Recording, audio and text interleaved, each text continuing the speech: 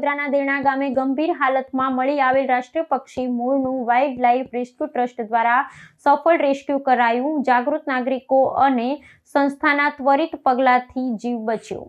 વડોદરા શહેરની નજીક આવેલા દેણા ગામના સીમ વિસ્તારમાં છેલ્લા 2 દિવસથી જીવન મરણ વચ્ચે ઝૂલા ખાતા રાષ્ટ્રીય પક્ષી મોરને નવજીવન બક્ષવામાં આવ્યું છે। વાઇલ્ડ લાઇફ રેસ્ક્યુ ટ્રસ્ટના પ્રમુખ અરવિંદ પવારને આ અંગે જાણ કરવામાં આવતા સંસ્થાની ટીમે તાત્કાલિક ઘટના સ્થળે પહોંચી બચાવ કામગીરી હાથ ધરી હતી।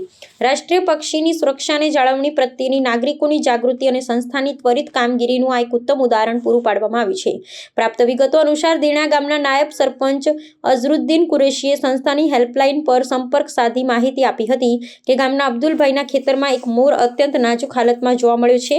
આ ગંભીરતાને ધ્યાને લઈ સંસ્થાના સક્રિય કાર્યકર હાર્દિક પવારે સમય વેડફ્યા વિના સહયોગી લાલજી નિઝામા અને જિગ્નેશ પરમાર સાથે મળી સ્થળ પર દોડી ગયા હતા। ખેતરમાં તપાસ કરતા મોર ખૂબ જ ગંભીર અવસ્થામાં મળી આવ્યો હતો, જેને ટીમે ભારે જહેમત અને સાવચેતીપૂર્વક સુરક્ષિત રીતે બચાવી લીધો હતો।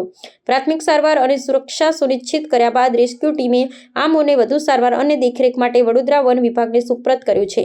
વન વિભાગના અધિકારીઓ દ્વારા હવે પક્ષીની યોગ્ય તબીબી તપાસ કરવામાં આવશે અને સંપૂર્ણ સ્વસ્થ થયા બાદ તેને તેના કુદરતી આવાસમાં મુક્ત કરવા અંગે નિર્ણય લેવાશે।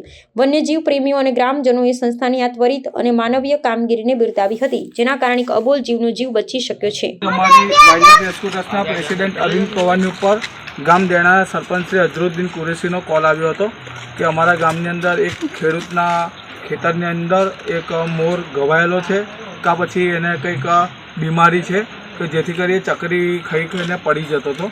તો એ સંસ્થાનો કોલ મળતાની સાથે હું સંસ્થાના સ્વયંસેવક હાર્દિક પવાર સ્થળ પર પહોંચીને જોયું અને તારે એક મોર ગંભીર એક એવી અવસ્થામાં છે કે જે ઉડી બી નથી શકતો અને લગભગ એને એવું લાગે છે કે આ છેલ્લો શ્વાસ લાગી રહ્યો છે। તો તેને સહી સલામત રીતે અમે રેસ્ક્યુ કરી વડોદરા ફોરેસ્ટ ડિપાર્ટમેન્ટને સોંપણી કરેલી છે। વાઇલ્ડ લાઇફ રેસ્ક્યુ ટ્રસ્ટ હાર્દિક પવાર।